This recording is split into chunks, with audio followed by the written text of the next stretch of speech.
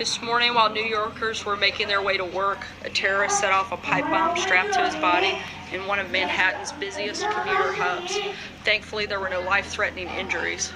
Undercover Port Authority Police Department officer Jack Collins apprehended the terrorist along with several other officers. These brave first responders and the others who rushed to the scene are heroes.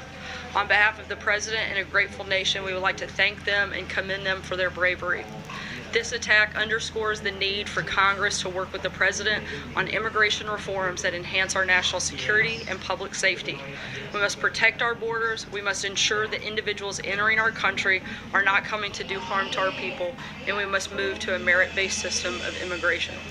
Additionally, this attack comes as our coalition continues to make great gains against ISIS.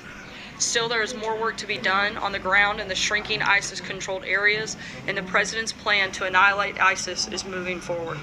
But we must also destroy the evil ideology that is behind ISIS and attacks like today's. This ideology has no borders, but it must be eradicated. The President has successfully rallied the world behind this cause, and we will not stop until it is accomplished. And with that, I'll take your questions.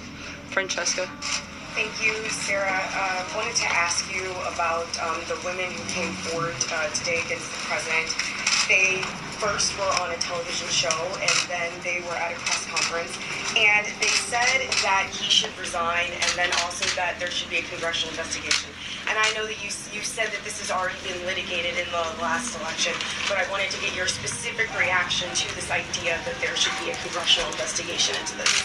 Look, the President has addressed these accusations directly and denied all of these allegations, and this took place long before he was elected to be president, and the people of this country at a decisive election supported President Trump, and we feel like these allegations have been answered through that process.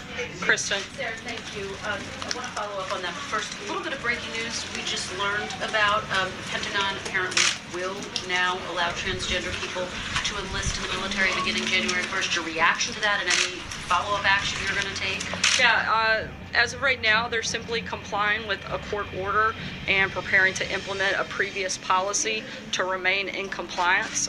The Department of Justice is currently reviewing the legal options to ensure that the President's directive can be implemented. And for anything further and any specifics on both of those matters, I'd refer you to the Department of Defense and the Department of Justice. Okay, one follow-up very quickly on friendship. Just very quickly, Sorry, Kristen. Can I just ask you about Nikki Haley's comments saying that the President I'll to be heard? I'll pick that up. She's going to pick it up for you today.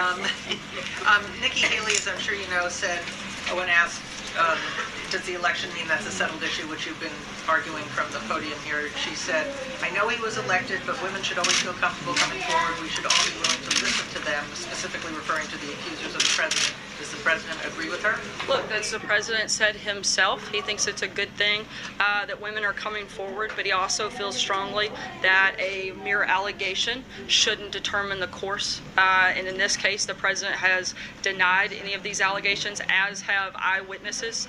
And several reports have shown those eyewitnesses also back up the President's claim in this process. And again, the American people knew this and voted for the President, and we feel like we're ready to move forward in that process.